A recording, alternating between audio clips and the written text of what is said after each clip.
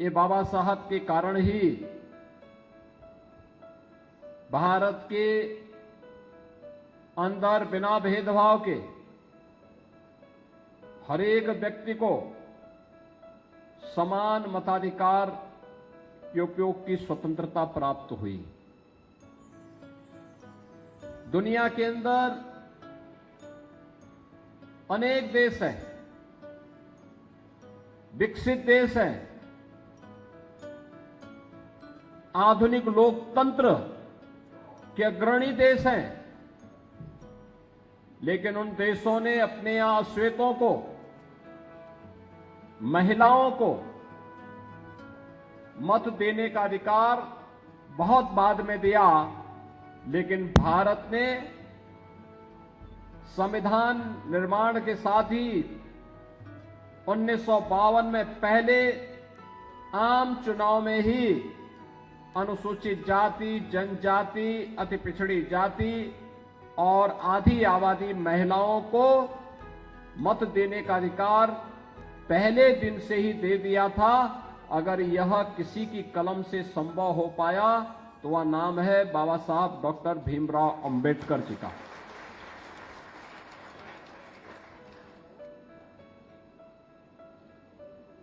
अनेकता में एकता का संदेश देने वाला भारत का संविधान 144 करोड़ भारतवासियों को उत्तर से दक्षिण तक, पूरब से पश्चिम तक आज अगर एकता के सूत्र में बांधने में सफल हुआ है तो इसकी वर्तमान भारत में इसका श्रेय जाता है बाबा साहब डॉक्टर भीमराव अंबेडकर को, क्योंकि उन्होंने एक ऐसा संविधान दिया जो भारत के प्रत्येक नागरिक को सम्मान देता है, एक साथ जोड़ता है, एक साथ आगे बढ़ने का एक रास्ता प्रशस्त करता है। और बाबा साहब भीमराव अंबेडकर के प्रति उन्हीं कृतज्ञताओं को ज्ञापित करने के लिए प्रधानमंत्री मोदी जी के मार्गदर्शन और नेतृत्व में भारतीय जनता पार्टी ये आयोजन हरेक जनपद में पूरे देश के अंदर आयोजित कर रही है, जिससे बाबा साहब के योगदान को हम आम नागरिक तक पहुंचा सके और अनुसूचित जाति, जनजाति के सम्मान को और मजबूती के साथ आगे बढ़ाने का काम कर सके। बहनों और भाइयों, आखिर वे कौन से कारण थे जिनके कारण बाबा साहब अत्यंत उद्वेलित थे, पीड़ित थे और सत्य को समाज के सामने क्यों नहीं आने दिया? वह सच समाज के सामने आना ही चाहिए। इसलिए आना चाहिए क्योंकि बाबा साहब ने मेहनत के साथ भारत का संविधान तैयार कराया और तैयार करने के बाद जब उसमें कांग्रेस ने संशोधन करने प्रारंभ कर दिए तो बाबा साहब उससे उद्वेलित हुए। कांग्रेस का तो प्रयास था कि बाबा साहब भीमराव अंबेडकर संविधान सभा में ही ना जाने पाए, वो जाने ही नहीं देना चाहते थे। लेकिन अपनी लोकप्रियता, भारत माता के प्रति अपनी प्रतिबद्धता के कारण वे भारत की संविधान सभा का हिस्सा बने। उन्हें संविधान सभा का सदस्य बनाया गया और संविधान सभा का सदस्य बनने के बाद फिर ड्राफ्टिंग कमेटी का अध्यक्ष भी बनाया गया। पंडित नेहरू नहीं चाहते थे कि बाबा साहब को भारत के संविधान सभा का हिस्सा बनाया जाए या ड्राफ्टिंग कमेटी का अध्यक्ष बनाया जाए। इसके लिए उन्होंने काफी षड्यंत्र किए, काफी प्रयास किया, लेकिन सबके बावजूद बाबा साहब भीमराव अंबेडकर सफल हुए और उन्होंने अपनी योग्यता से, अपनी क्षमता से भारत को एक ऐसा संविधान दिया जो संविधान आज भारत को दुनिया के सबसे बड़े लोकतंत्र के रूप में स्थापित करने का गौरव दिलाता है। सबसे बड़े लोकतंत्र के रूप में भारत को यह गौरव प्राप्त हुआ है। आपने देखा होगा, अनुसूचित जाति जनजाति के छात्रों को 100% स्कॉलरशिप मिले, ये बाबा साहब की देन है। अनुसूचित जाति जनजाति के नागरिकों को नौकरियों में आरक्षण की सुविधा का लाभ मिले, ये बाबा साहब की देन है। अनुसूचित जाति जनजाति और अन्य वंचितों को समाज की मुख्य धारा के साथ जोड़ करके व्यवस्था के अंदर सम्मानजनक स्थान प्राप्त हो, ये बाबा साहब की देन है। कांग्रेस नहीं चाहती थी। समाजवादी पार्टी ने अपने गठन के बाद से ही लगातार इसके खिलाफ षड्यंत्र प्रारंभ किए और वह लगातार इस प्रकार के प्रयास करता रहा, जिसके कारण समाज में विद्वेष पैदा हो, अव्यवस्था पैदा हो, अराजकता पैदा हो, लगातार उन लोगों के द्वारा पैदा किए गए। कांग्रेस ने तो 1952 के पहले आम चुनाव में बाबा साहब भीमराव अंबेडकर को हराया था और हरवाया ही नहीं, हरवाने के साथ साथ उसने हारे कैसे? कांग्रेस ने बाबा साहब भीमराव अंबेडकर के 78,000 वोट को काउंटिंग ही नहीं करने दी। परिणाम है चुनाव हार गए और जिसने बाबा साहब भीमराव अंबेडकर को हराया उसको कांग्रेस ने बाद में पद्म पुरस्कार दिया। 1954 का उपचुनाव था, बाबा साहब फिर प्रत्याशी बने। कांग्रेस ने उनके निजी सहायक को ही तोड़ करके उनके खिलाफ चुनाव लड़ा दिया और वे फिर चुनाव हार गए। फिर बाबा साहब देश की संसद में जाएं, इसके लिए हिंदू महासभा के एक सदस्य ने अपनी सीट पुणे की छोड़ी थी, तब बाबा साहब भीमराव अंबेडकर देश की संसद में जा पाए थे। बहनों और भाइयों, ये कांग्रेस बाबा साहब भीमराव अंबेडकर की विद्वता से, उनकी कर्मठता से, अनुसूचित जाति जनजाति के प्रति और देश के प्रति उनकी प्रतिबद्धता को देख करके घबराई हुई थी और इसलिए वह पग पग पर उनके मार्ग में बाधाएं खड़ी करती थी। लेकिन आज जब मैं कांग्रेस के वर्तमान नेतृत्व के रूप में जाने जाने वाले श्री राहुल गांधी जी को देखता हूं कि वह संविधान की प्रति लेकर के घूमते हैं, तो मुझे आश्चर्य होता है कि ये वही लोग हैं जिन्होंने बाबा साहब का अपमान किया। याद करिए, कांग्रेस देश के अंदर सर्वाधिक समय तक शासन की, बाबा साहब का एक भी स्मारक नहीं बनाया, एक भी स्मारक नहीं बनाया। यहां तक कि जब देश के अंदर आवाज से आवाज आती थी कि दिल्ली में रह करके बाबा साहब ने जिस आवास में रह करके उन्होंने अपनी अंतिम श्वास ली, वहां पे बाबा साहब का एक स्मारक बनना चाहिए, कांग्रेस ने नहीं होने दिया। जब स्वर्गीय चंद्रशेखर जी जब देश के प्रधानमंत्री बने, उन्होंने वह भवन जब बाबा साहब भीमराव अंबेडकर के लिए आवंटित किया, कांग्रेस ने उनसे ही समर्थन वापस ले लिया। और फिर भारतीय जनता पार्टी की मोदी जी की सरकार बनने के बाद अटल जी ने उस कार्य को पूरा किया और मोदी जी ने उसमें स्मारक बनाने का काम किया। इंटरनेशनल अंबेडकर स्मारक केंद्र वह दिल्ली में वहां उसी स्थल पर बना हुआ है जहां बाबा साहब ने अपनी अंतिम श्वास ली थी। मित्रों, देश 1947 में आजाद हो गया। बाबा साहब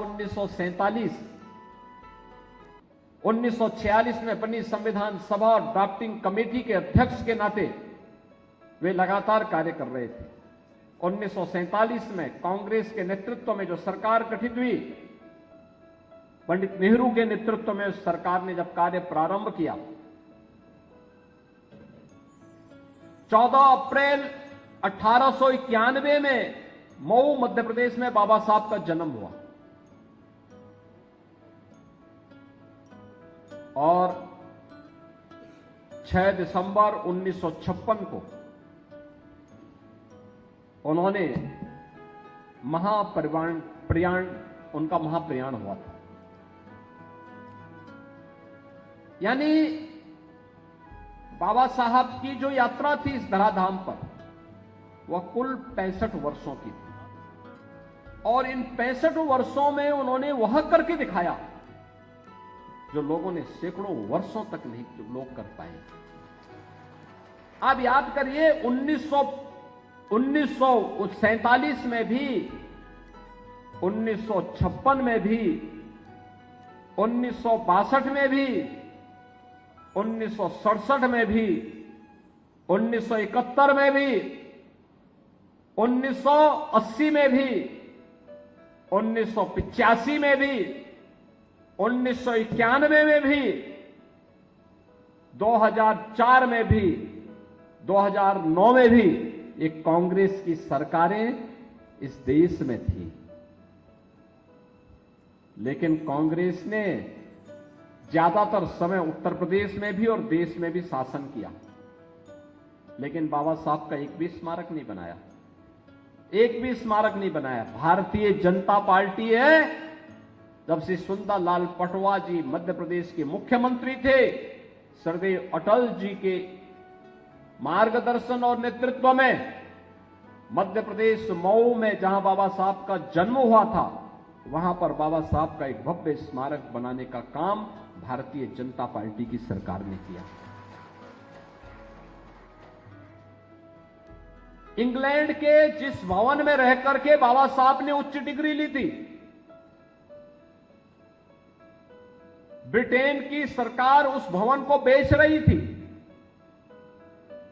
मोदी जी प्रधानमंत्री बने, मोदी जी ने महाराष्ट्र की सरकार से कहा और स्वयं भी अपना योगदान किया और उस भवन को भारत सरकार ने लिया। वहां पे बाबा साहब का एक भव्य स्मारक बनाया गया और भव्य स्मारक के साथ साथ भारत से जाने वाले अनुसूचित जाति जनजाति के छात्रों के लिए छात्रावास और स्कॉलरशिप की व्यवस्था की। कोई विदेश में पढ़ने के लिए जाना चाहता है तो बाबा साहब का यह भवन उनके लिए उनका मार्ग प्रशस्त करेगा। बाबा साहब ने 1956 में नागपुर में जहां दीक्षा ली थी, वहां पर बाबा साहब का कोई स्मारक नहीं था। प्रधानमंत्री मोदी जी ने वहां भव्य स्मारक बनवाया और चैत्य भूमि मुंबई की या प्रधानमंत्री मोदी जी के कारण महाराष्ट्र में बन पाया।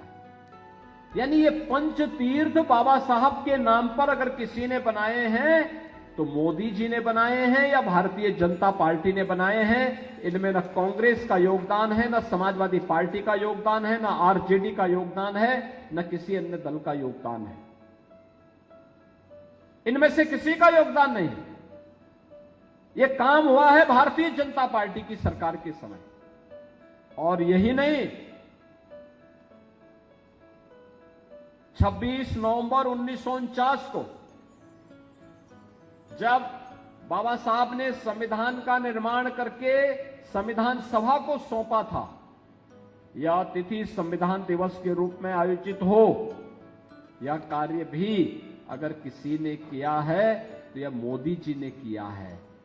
26 नवंबर की तिथि 2015 से लगातार संविधान दिवस के रूप में मनाई जाती है पूरे देश के अंदर। बहनों और भाइयों, कहने का मतलब है बाबा साहब के नाम पर लोक लुभावन नारे देने वाले, भाषण देने वाले तो अनेक आएंगे, लेकिन बाबा साहब के मूल्यों और आदर्शों को आत्मसात करने वाले, उनके प्रति सम्मान का भाव व्यक्त करने वाला कोई एक दल है तो भारतीय जनता पार्टी है। ये घटनाएं इस बात को साबित करती हैं। भारतीय जनता पार्टी मोदी जी के नेतृत्व में, जो बाबा साहब ने अपने अनुयायियों को कहा, बार बार उन्होंने कुछ आह्वान किए थे। उन्होंने कहा था अपने अनुयायियों से कि शिक्षित बनो, संगठित रहो, अन्याय के प्रति संगठित होकर के प्रतिकार करो।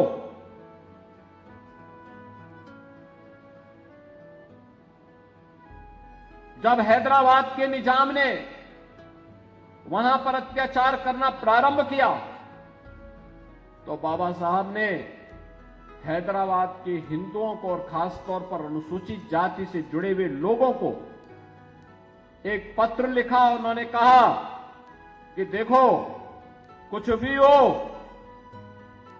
मैं सभी हैदराबाद रियासत के निवासियों से कहूंगा और खासतौर पर हिंदुओं से कहूंगा और खासतौर पर अनुसूचित जाति के लोगों से कहूंगा कि वह किसी भी स्थिति में इस्लाम स्वीकार न करें, कतई दबाव में न आए। अगर उनके सामने बचाव का कोई अंतिम संकट खड़ा हुआ हो तो वे वहां से प्लान करके महाराष्ट्र की तरफ आ जाएं, लेकिन वे इस्लाम स्वीकार न करना, निजाम के सामने झुकना नहीं। और बहनों और भाइयों, यही कारण है कि निजाम के सामने मजबूती के साथ लड़ने, जब निजाम और उसके रजाकारों के द्वारा अनुसूचित जाति जनजाति के लोगों पर अत्याचार किया जा रहा था, गांव गांव जलाए जा रहे थे, तब बाबा साहब वहां पे उनके साथ खड़े हुए थे। और स्वतंत्र भारत में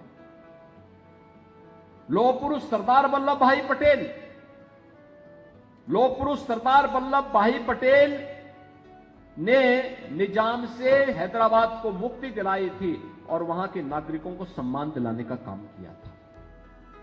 बहनों और भाइयों, ये बातें हमें इस बात को बताती हैं कि उन्होंने शिक्षित बनने के लिए जो कहा, संगठित होकर के कार्य करने का जो आह्वान बाबा साहब ने किया था, दबे कुचले लोगों की आवाज को आवाज देने का जो आह्वान बाबा साहब ने किया था, यही तो कार्य पिछले 10 वर्ष से मोदी जी के नेतृत्व की भारतीय जनता पार्टी की सरकार कर रही है। याद करिए, 2014 के पहले एक गरीब भूख से मरता था। एक कुशीनगर में, कुशीनगर आपके पास है, मुसहर जाति के लोग, भूख से मौतें होती थी, सरकारी तमाशबीन बनी रहती थी, किसान आत्महत्या करता था, महिलाएं और व्यापारी सुरक्षित नहीं थे,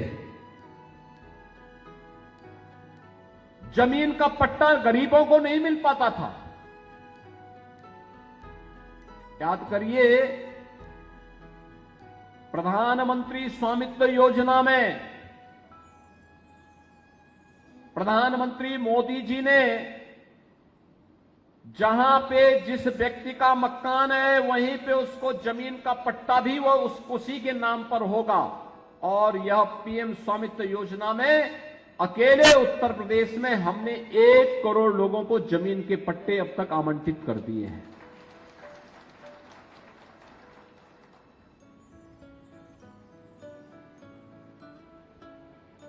एक करोड़ लोगों की सुविधा अब तक प्राप्त हो चुकी है। आखिर यह काम समाजवादी पार्टी ने क्यों नहीं किया? यह काम बहुजन समाजवादी पार्टी ने क्यों नहीं किया? यह काम कांग्रेस ने क्यों नहीं किया? जहां किसी गरीब का मकान है, जहां किसी गरीब का झोपड़ी है, उसका पट्टा उसके नाम पर हो। ग्रामीण क्षेत्र में प्रधानमंत्री स्वामित्व योजना के अंतर्गत 1 करोड़ परिवारों को अब तक इस सुविधा हम उत्तर प्रदेश के अंदर दे चुके हैं और अगले कुछ महीनों के अंदर 25 लाख अन्य लोगों को इस सुविधा उपलब्ध करवाने जा रहे हैं। याद करिए, जो ये लोग आज तमाम प्रकार से गुमराह करने की बात कर रहे हैं, इनसे पूछा जाना चाहिए। जब मैं कुशीनगर में मुसहर जाति के लोगों की भूख से हो रही मौतों की जानकारी लेने के लिए गया था, तब मैं गोरखपुर का सांसद हुआ करता था। और जब मैं वहां गया था, आप आश्चर्य करेंगे, जब मैं वहां गया, मैं देख के भौचक था। प्रदेश में समाजवादी पार्टी की सरकार थी और प्रदेश में समाजवादी पार्टी की सरकार के कारनामों को मैं देख रहा था। मुसहर जाति के लोगों के राशन कार्ड समाजवादी पार्टी के पदाधिकारियों के पास थे, यानी उन गरीबों के नाम पे राशन समाजवादी पार्टी के पदाधिकारी देते थे और वो गरीब भूख से मरता था। डबल इंजन के भाजपा की सरकार जब प्रदेश में आई, एक साथ मैंने छापेमारी की। आज प्रदेश के अंदर हर मुसहर के पास, हर बनटांगिया के पास, हर थारू जनजाति के पास, हर चेरो जनजाति के पास, हर कोल जाति के पास, सभी के पास अपनी जमीन भी है, अपना मकान भी है, अपना राशन कार्ड भी है, अपना आयुष्मान भारत का कार्ड भी है।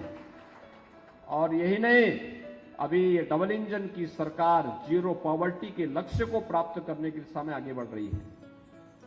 अनुसूचित जाति, जनजाति, अति पिछड़ी जाति, कोई गरीब, कोई वंचित, कोई भी होगा जिसको अभी तक योजनाओं का लाभ नहीं मिल पाया किन्हीं कारणों से, एक साथ उन्हें सिचुएट करने का काम करेगी ये सरकार। उसको हम बहुत जल्दी उसको लागू करने वाले हैं। बहनों और भाइयों, आखिर ये राशन 2017 के पहले यूपी में क्यों नहीं मिल पाता था और 2014 के पहले देश के अंदर अन्य राज्यों में क्यों नहीं मिल पाता था? क्यों नहीं मिल पाता था? कारण साफ है, इनकी नीयत सही नहीं है। याद करिए, इंसेफ्लाइटिस से, नौ की बीमारी से होने वाली मौतों को, इससे तो होने वाली मौतों में ज्यादातर बच्चे अनुसूचित जाति, अति पिछड़ी जाति या अल्पसंख्यक समुदाय के होते थे। जो भी मौतें होती थी, कोई पुरसाहल नहीं था। मैं अकेले भाजपा के साथ मिलकर के आंदोलन करता था। समाजवादी पार्टी कहीं नहीं थी, कांग्रेस कहीं नहीं थी। लंबे समय तक इनको शासन करने का अवसर प्राप्त हुआ, लेकिन ये कभी भी जनता के सुख दुख में सहभागी नहीं बन पाए। बहनों और भाइयों, आज सहभागी बने हैं, हम लोग बने हैं। इंसेफ्लाइटिस को पूरी तरह समाप्त किया जा चुका है। आज इंसेफ्लाइटिस की बीमारी नहीं, कोई मासूम अब इस बीमारी की चपेट में नहीं आएगा। आज हर मुसहर को, हर बनटांगिया को, हर कोल को, हर चेरो को, हर गौड़ को, हर सहरिया को, हर बुक्सा जाति के व्यक्ति को जहां जमीन का पट्टा दिया गया, वहीं उनको मकान भी दिया गया, राशन कार्ड दिया गया, आयुष्मान का कार्ड दिया गया, पात्रता के अनुसार पेंशन की सुविधा दी गई। आज ये सभी सुविधाएं उनको वहां प्राप्त हो रही है। समाजवादी पार्टी ने तो 2012 में आते ही समाजवादी पार्टी ने जो बात कही थी, उस समय याद करिए, तत्कालीन मुख्यमंत्री के बयान को उन्होंने कहा था कि सामाजिक न्याय के जितने भी पुरोधा हैं, बाबा साहब भीमराव अंबेडकर हों, ज्योतिबा फुले हों, सावित्रीबाई फुले हों, छत्रपति साहू जी महाराज हों, इन सब के नाम पर जो स्मारक लखनऊ में बने, उन्होंने कहा था इनको तोड़ेंगे। बहनों और भाइयों, तब भारतीय जनता पार्टी ने विरोध किया था और कहा था अगर तोड़ोगे तो तुमसे दो दो हाथ करने का काम भारतीय जनता पार्टी करेगी। बाबा साहब भीमराव अंबेडकर रहे हो या फिर ज्योतिबा फुले या सावित्रीबाई फुले, छत्रपति साहू जी महाराज रहे हो या अन्य महापुरुष, सामाजिक न्याय का नेतृत्व इन्होंने दिया था और नेतृत्व करते हुए इन्होंने समाज को बहुत कुछ दिया, एक नई दिशा दी, एक नया मार्गदर्शन दिया, दबे कुचले लोगों की आवाज बने, उन्हें सम्मानजनक जीवन के साथ आगे बढ़ने के लिए प्रेरित किया। पहली महिला शिक्षा की पक्षधर सावित्रीबाई फुले जी। ज्योतिबा फुले